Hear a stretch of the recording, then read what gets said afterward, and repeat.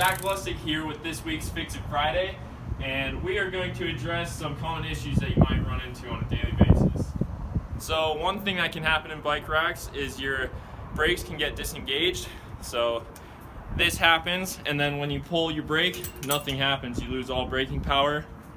So to fix that, you just squeeze the brakes together like this, and then put this cable right through that slot, and then have this metal part sit back in its slot right there, and then double check that it works, and then you're good to go. So another braking issue that can happen is if this gets pulled out of its slot like that, and the same thing happens, you lose all braking power, and this is just flopping around.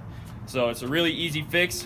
You just pull this back into this slot right there, and then let it sit in its position right there. Double check, and we're good to go. Another common issue we see is drop chains. For instance, you can drop your chain like this, and it goes into your spokes and makes you stop and might make a bunch of crunchy noises.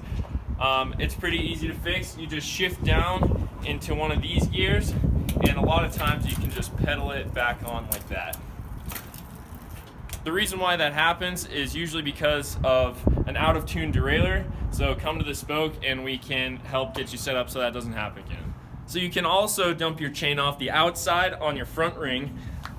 In this case, we want to detension our chain by pushing this forward, and then we can either just pull it on the gears all the way ourselves, or you can catch a couple teeth like that and then pedal it on like that.